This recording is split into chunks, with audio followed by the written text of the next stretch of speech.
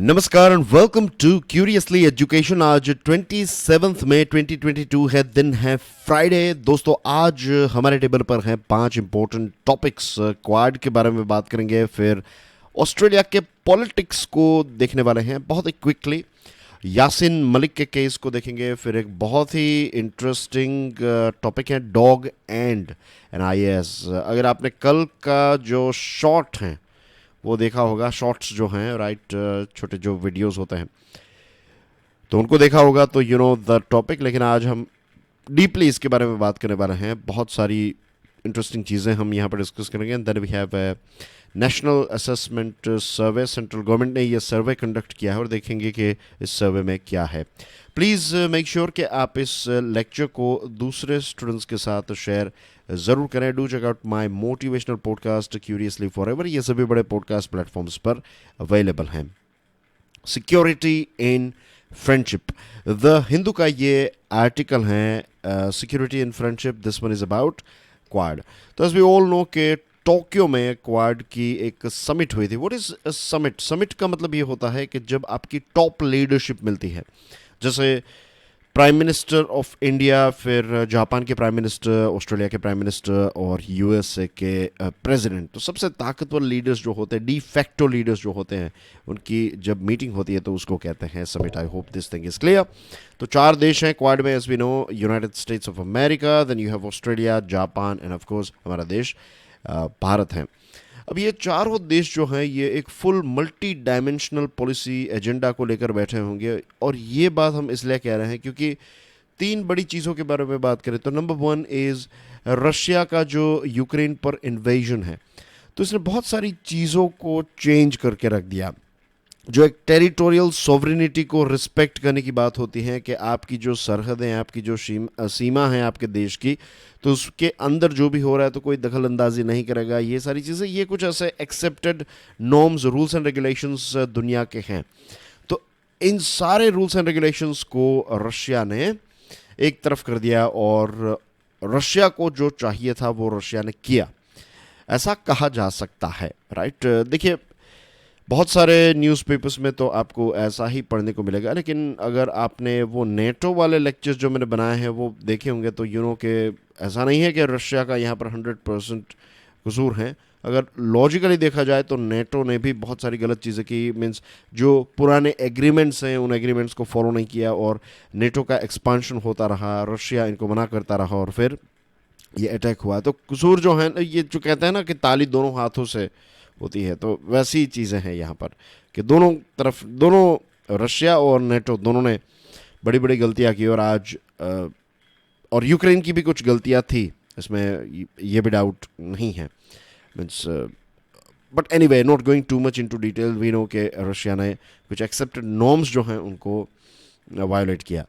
इसके साथ ये यूक्रेन के वॉर की वजह से जो कॉमोडिटी है, चीज़ों की प्राइस काफ़ी बढ़ गई, रॉ मटेरियल की प्राइस बढ़ गई, इन्फ्लेशन जो है वो बढ़ गया और ग्लोबल सप्लाई चेन जो है वो डिसरप्ट हो गए। नंबर 3, कोविड-19 पेंडेमिक के अभी बाहर दुनिया निकल ही रही थी, या फिर निकल ही मीन्स जस्ट निकली, और ऊपर से ये चीज़ें, ये यूक्रेन वाला वॉर हुआ और अब फिर से एक डिसरप्शन जो है वो क्रिएट हुआ है। तो ये 3 बड़े बड़े पॉइंट्स को देखें तो वी नो के ये जो क्वाड के मेंबर्स हैं उन्होंने बहुत सारी चीज़ें अपने टेबल पर डिस्कस की होगी।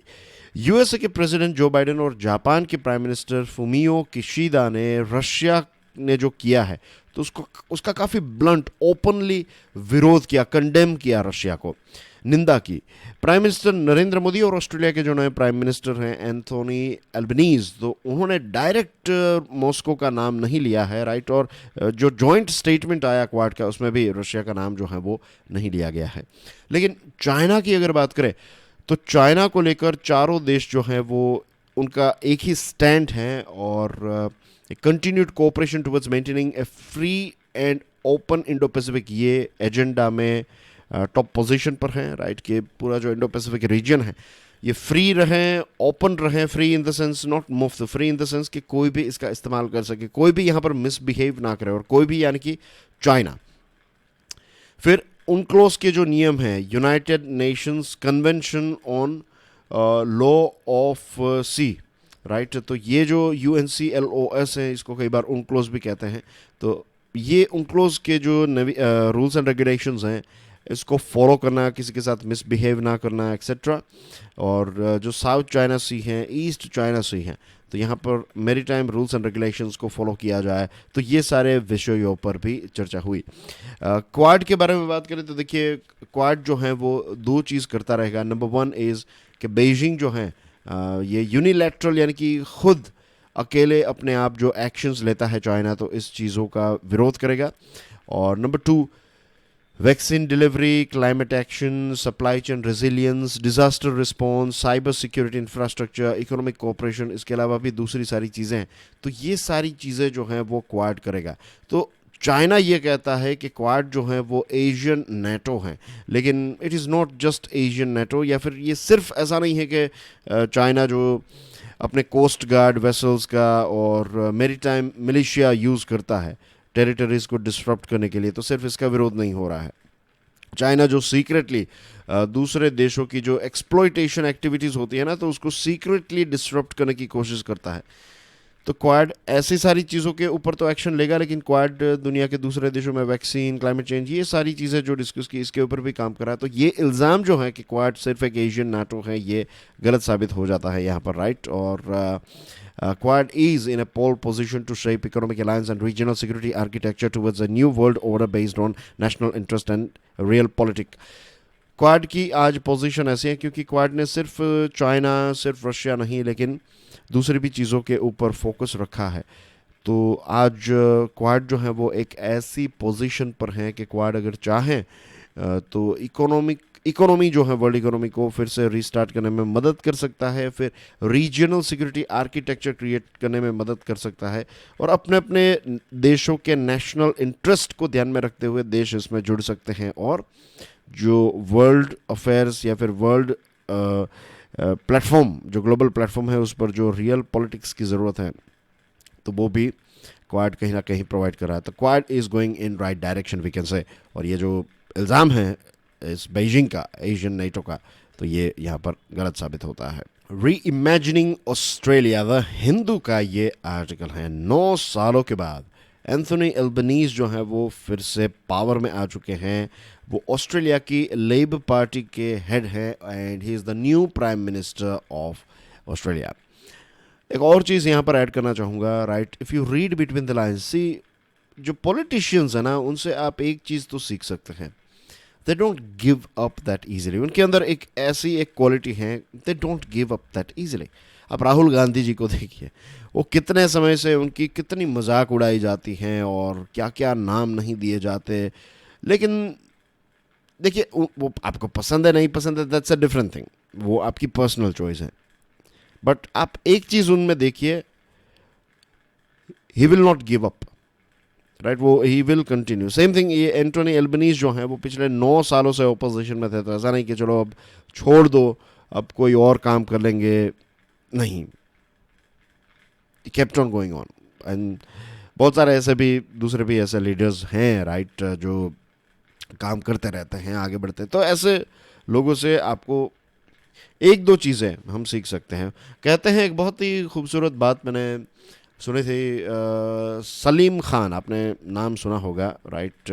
Salim Khan is father of Salman Khan, जो एक्टर सलमान खान है उनके फादर, और सलीम जावेद की जोड़ी हुआ करती थी, जावेद अख्तर और सलीम खान। और दोनों ने बहुत सारे, मीन्स अमिताभ बच्चन की जो फिल्म है, जो Sholay and Deewar and there are so many other, Zanjeer, तो ये सारी फिल्म्स जो हैं वो उन्होंने ही लिखी है, ये सलीम जावेद ने। And Salim Khan is a बहुत ही पढ़े लिखे व्यक्ति हैं, राइट, और बहुत ही उनके इंटरव्यूज़ और चीज़ें जो है ना बहुत ही सही होती है, मुझे बहुत पसंद आती हैं उनकी बातें। तो उन्होंने कहा है कि दुनिया की बुरी से बुरी किताब भी अगर आप पढ़ोगे, उसके अंदर आपको एक चीज़ तो अच्छी पढ़ने को मिलेगी ही। सेम थिंग गोज़ विथ कि दुनिया का सबसे बकवास आदमी भी है ना, तो उसके अंदर आपको एक क्वालिटी तो देखने को मिलेगी ही। लेकिन ये जो अभी हमने नाम लिया, ये ऐसा नहीं है कि दुनिया के सबसे बकवास आदमी है, ये अपने अपने क्षेत्र में काफ़ी फेमस लोग हैं। लेकिन यही बात बताना चाहता हूँ कि जब हमें लगता है कि अब छोड़ देना चाहिए, तब just hang on for some more time.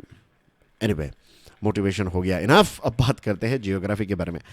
तो क्विकली ऑस्ट्रेलिया को देख लीजिए। राइट, ये हैं ऑस्ट्रेलिया आपकी स्क्रीन पर। तो ये हैं कोरल सी, यहाँ पर है तास्मान सी, ये सदर्न ओशियन है, ये इंडियन ओशियन है, ग्रेट ऑस्ट्रेलियन बाइट, और यहाँ पर Timor Sea, Arafura Sea, then you have Indian Ocean again here. And as you can see, ये अगर थोड़ा जूम करके देखें तो ऑस्ट्रेलिया की, ये देखिए ये ग्लोब जो नज़र आ रहा है, तो ऑस्ट्रेलिया जो है ना, तो एक ऐसा आइलैंड है, एक ऐसा आइलैंड कॉन्टिनेंट है। कॉन्टिनेंट भी है, आइलैंड भी हैं और देश भी हैं, यू कैन से। तो यूनिक है ऑस्ट्रेलिया। राइट, एक तरफ इंडियन ओशियन है तो दूसरी तरफ पैसिफिक ओशियन है। तो हिंद प्रशांत की जब हम बात करें, इंडो पैसिफिक की जब भी हम बात करें, तो ऑस्ट्रेलिया का लोकेशन काफ़ी सॉलिड है। एज वी नो के बड़े बड़े शहर जो हैं, ये ब्रिस्बेन, सिडनी, कैनबेरा जो हैं वो उनका कैपिटल है। जनरली लोगों को सिडनी लगता है, but Canberra is the capital of Australia. Then Melbourne है, एडिलेड हैं, पर्थ, ये सारे बड़े बड़े, डार्विन, ये सारे बड़े नाम हैं। और ये सारे नाम जो हैं वो खास करके अगर आप क्रिकेट फॉलो करते हैं तो आपको पढ़ने को मिलते होंगे। दूसरी एक और चीज़ मैं यहाँ पर हाईलाइट करना चाहूँगा, जैसे हमारे देश में से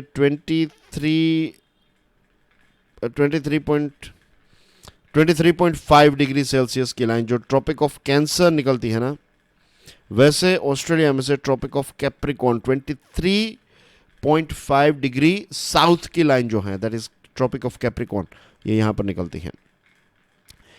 सो that's everything as far as Australia की जियोग्राफी इज कंसर्न। इसमें और डीप डाउन जा सकते हैं, जैसे कि ग्रेट बैरियर रीफ यहाँ पर हैं, and there are so many other things, but let's move on to this political side.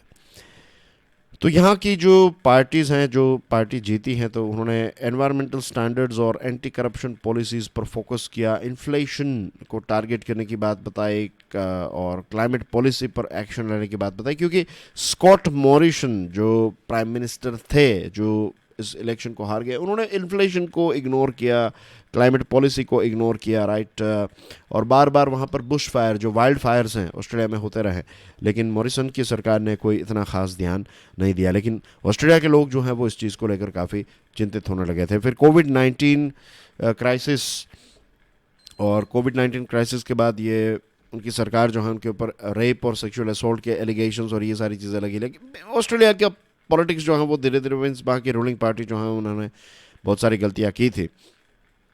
अब वहाँ के जो वोटर्स हैं ना, उन्होंने क्लाइमेट, इकोनॉमी, ये सारी चीज़ों को ध्यान में रखते हुए वोटिंग की है, और काफ़ी सारी प्रोमिसेस भी लेबर पार्टी ने की है, जैसे कि 2030 तक 82% रिन्यूएबल एनर्जी जो है वो ग्रिड में होगी, एंड कार्बन एमिशन जो है वो 43% वो लोग कम करेंगे।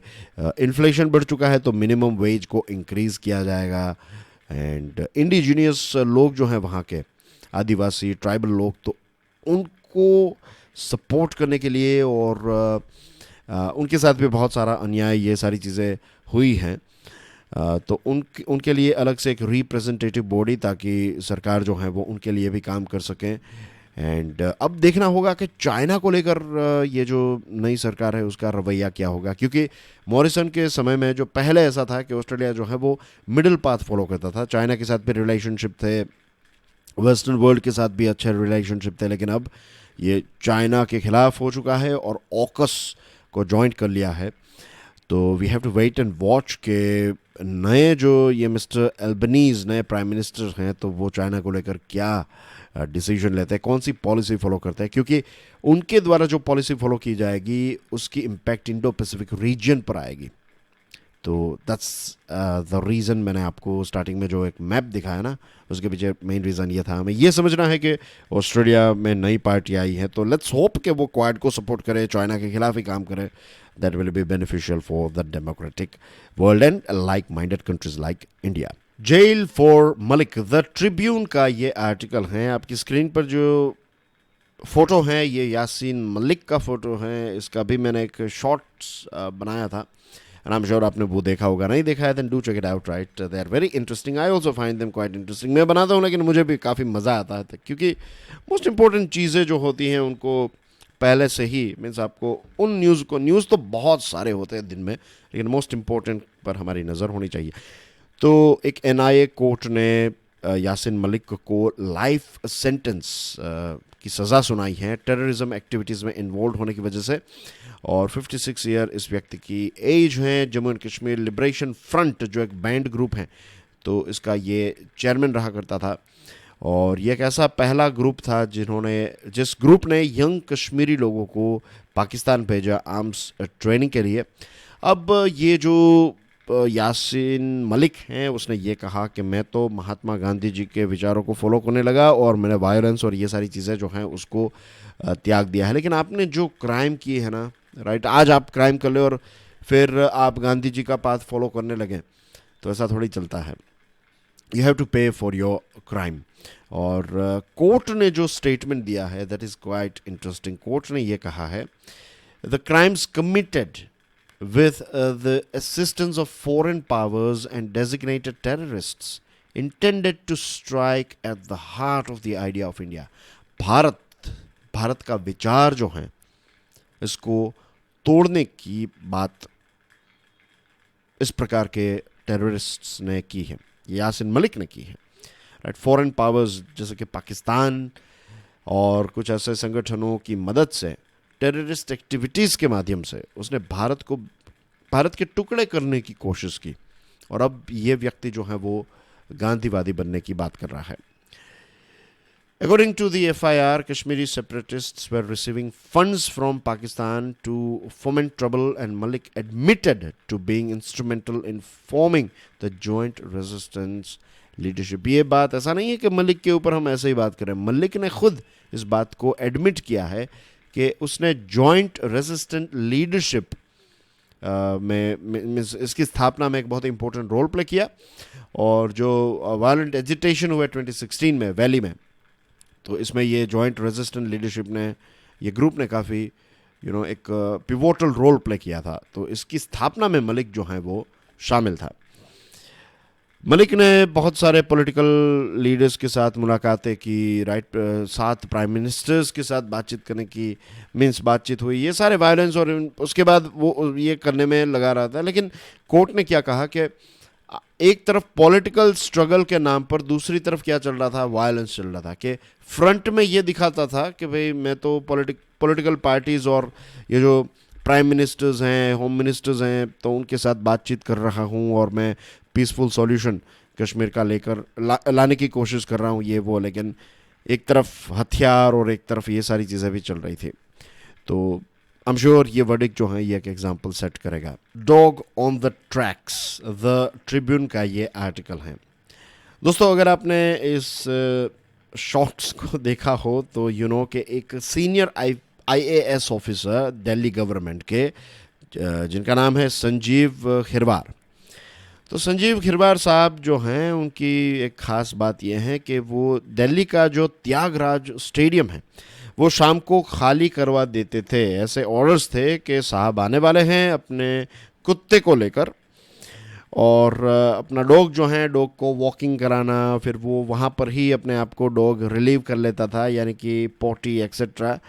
और दिस इज़ नॉट जस्ट ये कोई मुझे बहुत इतनी कोई शॉकिंग बात नहीं लगी। द थिंग इज़ कि ऐसे मिसयूज़ ऑफ पावर तो हर जगह पर हो ही रहे हैं हमारे देश में।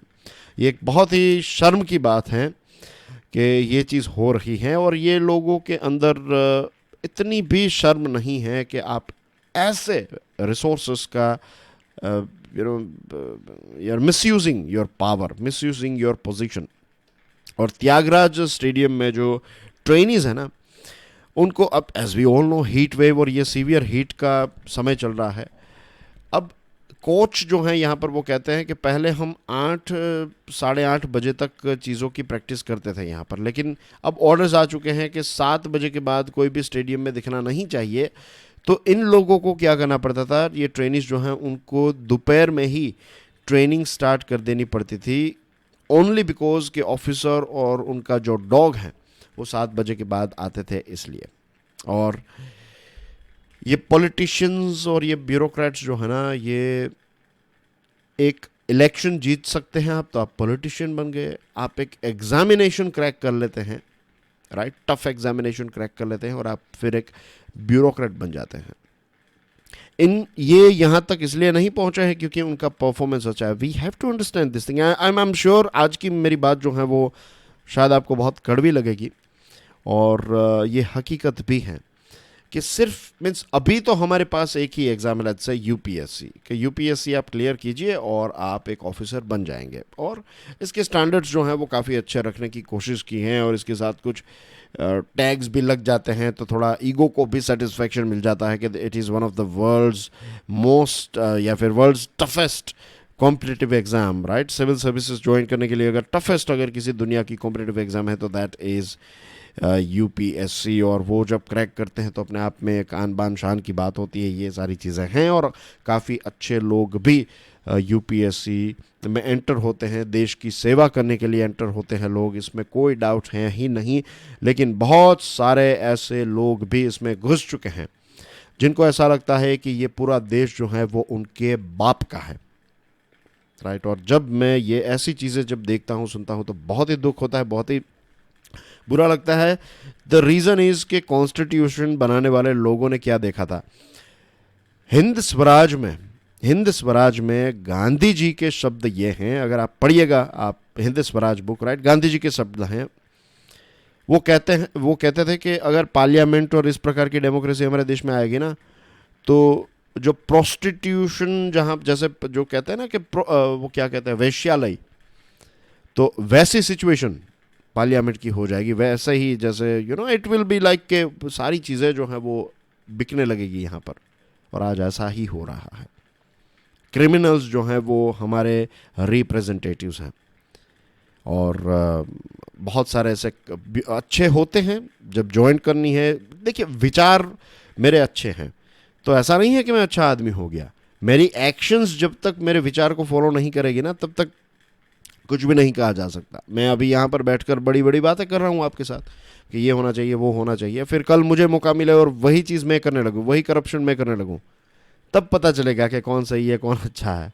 तो this is the thing that is going on. ये हर जगह पर ये एक नाटक तो चल ही रहा है, और मैं ये बात इसलिए आपके साथ शेयर कर रहा हूँ क्योंकि मुझे ये आशा है कि जब आप ज्वाइन करेंगे तो एटलीस्ट आप इसमें, आपसे जितनी कैपेसिटी है उतना, मतलब एटलीस्ट आप ये मिसयूज़ तो नहीं करेंगे इन सारी चीज़ों का, उतना भी हो जाए than as well. It's a big thing कि धीरे धीरे मुझे तो आगे बढ़ना है, देश को आगे बढ़ना है, कि एटलीस्ट मिसयूज़ करना बंद करें। इतना भी अगर कोई करने लगे ना, इतने ब्यूरोक्रेट्स करने लगे, than as well is a big thing for us. तो ये लोगों को ये समझना चाहिए, पॉलिटिशियंस और ब्यूरोक्रेट्स, जो लोग इन सारी चीज़ों का मिसयूज़ करते हैं, मैं उनके लिए ये कह रहा हूँ कि वो लोग सिर्फ यहाँ पर या तो इलेक्शन जीत कर आए या फिर एग्ज़ाम क्लियर करके आए हैं, उनके परफॉर्मेंस की वजह से यहाँ पर नहीं आए हैं। और ये क्या दिखाता है, ये जो इंसिडेंट है ना कि कुत्ते के लिए पूरा स्टेडियम खाली हो जाता है, ये हमारे देश में स्पोर्ट्स को हम कितना रिस्पेक्ट देते हैं, वो इसी बात से आप अंदाज़ा लगा सकते हैं कि एथलीट्स को अपना जो ट्रेनिंग ग्राउंड है, means I know this thing is well, means मैं नाम नहीं लेना चाहूँगा, लेकिन कुछ यूनिवर्सिटीज़ ऐसी हैं, गवर्नमेंट की यूनिवर्सिटीज़ हैं, जहाँ पर अगर आप वहाँ पर कुछ ऐसे बड़े बड़े पॉलिटिशियन जो है ना, वो उन स्पोर्ट्स स्टेडियम्स का इस्तेमाल कर रहे हैं, उनके अलावा कोई अलाउड नहीं है, आप वहाँ पर नहीं जा सकते। वो क्योंकि वो वीआईपीज़ के लिए बना है, पैसे किसके हैं, मेरे और आपके लगे हैं, लेकिन यूज़ कर रहे हैं बड़े बड़े पॉलिटिशियंस, इंडोर स्टेडियम्स और ये सारी चीज़ें। तो ये मैंने देखा है, ऐसा नहीं है कि सिर्फ पढ़ा है, I have seen this thing. और वहाँ पर अगर आप जाएंगे, मैं बहुत सारे लोगों को देखता हूँ ऐसे कि वहाँ पर वो जो ग्राउंड है, वहाँ पर लोग अगर रनिंग करने के लिए जा रहे हैं, एक्सरसाइज कर रहे हैं, तो सिक्योरिटी गार्ड वाले आते हैं और कहते हैं कि यहाँ पर आप एक्सरसाइज नहीं कर सकते। अब एक खुला ग्राउंड है, वहाँ पर एक्सरसाइज नहीं करेगा तो कहाँ पर करेगा। तो ऐसी माइंडसेट आज भी ये अपने बाप की समझ कर चल रहे हैं ऐसे बहुत सारे लोग, which is very very unfortunate. और इतना दुख हो रहा है कि मुझे ऐसे शब्दों का इस्तेमाल करना पड़ रहा है आज। तो दिस इटसेल्फ इंडिकेट्स कि स्पोर्ट्स को हम कितना, और स्पोर्ट्स पर्सन को कितना हम रिस्पेक्ट देते हैं। एक और एग्जांपल यहाँ पर देना चाहूँगा, आपका भी शायद खून खौल उठेगा। रियो डी जनेरियो ओलंपिक्स के समय पर जो हमारी स्प्रिंटर है ना, दूती चंद, तो उनको इकोनॉमी क्लास की फ़्लाइट दी गई थी। 3 फ्लाइट्स चेंज करनी पड़ी, 36 आवर्स तक हमारी एक स्पोर्ट्स पर्सन को, टॉप स्प्रिंटर को ट्रैवल करना पड़ता है, और जो ऑफिशियल्स हैं ना वो बिजनेस क्लास में ट्रैवल करते हैं.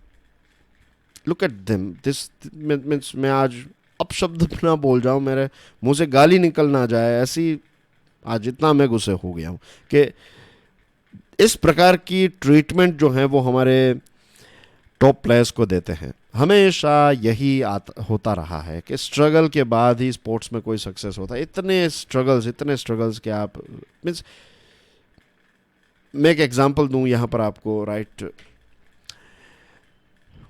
यूके की बात है. यूके ने कुछ 100 सालों तक साइकिलिंग रेस में कोई चीज़ जो है, मीन्स इतनी कोई खास, टूर डी फ्रांस में तो उनकी बहुत बेइज्जती होती थी, और यूरोप की अच्छी अच्छी साइकिल बनाने वाली कंपनीज है ना, ये रियल स्टोरी मैं आपको बता रहा हूँ, this is a real life thing. तो जो यूके 100 सालों से कोई परफॉर्म नहीं कर पा रहा था साइकिलिंग में, और यूरोप की अच्छी अच्छी साइकिल बनाने वाली कंपनीज ये कहती थी कि ये ब्रिटिश लोगों को तो हम साइकिल अपनी बेचेंगे नहीं, क्योंकि उनको साइकिल अपनी बेचेंगे तो वो हार के ही आने वाले हैं, हमारी साइकिल का नाम जो है वो बदनाम होगा. फिर एक व्यक्ति को अपॉइंट किया जाता है, और उस व्यक्ति ने कितने सारे छोटे छोटे बदलाव किए. मीन्स अपने साइकिलिस्ट को जिताने के लिए उसने दुनिया के सबसे बेस्ट गद्दे मंगवाए, कि अगर वो जो स्पोर्ट्स पर्सन है, जो साइकिलिस्ट है, अगर वो सो रहा है रात को, अगर वो लेट्स से 5 घंटे की भी नींद कराए तो दुनिया के बेस्ट गद्दे पर वो सोए, ताकि उसको बेस्ट कंफर्ट मिले. अगर वो साइकिल जो हैं वो ट्रेलर जो ट्रक में लेकर यहाँ से वहाँ लेकर जाते हैं, कि लेट्स से कहीं गुजरात में, I am giving you example, के जो वहाँ पर वेल्स हैं, स्कॉटलैंड हैं, राइट, तो ऐसे अलग अलग जो किंगडम है, अलग अलग जगहों पर अगर वो जा रहे हैं, तो ऐसा नहीं कि साइकिल को ऐसे ही कहीं पर, साइकिल के लिए अलग से एक ट्रक रखा गया था, और उस ट्रक में इतनी सफाई होती थी, पूरा वाइट कलर का पेंट रहता था अंदर, वो जो ट्रेलर होता है, वो जो कंटेनर है वो, ताकि अगर छोटी से छोटी डस्ट होना तो भी वो वहाँ पर मिल जाए, और इतनी सफाई में ले. तो ऐसे छोटे बड़े खर्च किए, बेस्ट फैसिलिटीज़ अपने स्पोर्ट्स पर्सन को दी, और फिर धड़ाधड़ यूके जो हैं वो साइकिलिंग में जीतने लगा. और यहाँ पर देखिए हमारे स्प्रिंटर्स जो हैं उनके साथ, मीन्स उनके लिए हम अच्छी टिकट भी नहीं निकाल सकते, उनको हम इकोनॉमी क्लास में भेजते हैं, और जो ऑफिशियल्स हैं जो वहाँ पर बैठकर खाना पीना खाएंगे, परिवार को लेकर जाएंगे, घूम लेंगे ये ब्राज़ील को,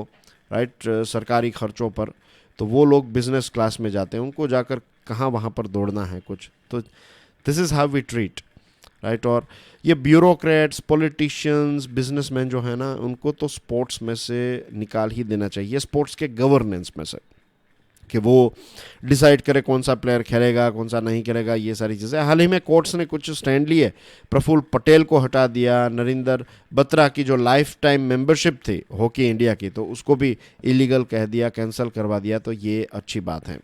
और ये डॉग वॉकर जो हैं, इस प्रकार के लोग जो मिसयूज़ करते हैं, उनके लिए एक एग्जाम्पलरी पनिशमेंट होनी चाहिए. मीन्स एक जो एक दुनिया को पता चले, देश को पता चले, और जो ऐसे ब्यूरोक्रेट्स है ना, और ऐसे पॉलिटिशियंस हैं, उनको पता चल जाए एक बार, ऐसी सज़ा जो है होनी चाहिए, सिर्फ ट्रांसफ़र नहीं होना चाहिए.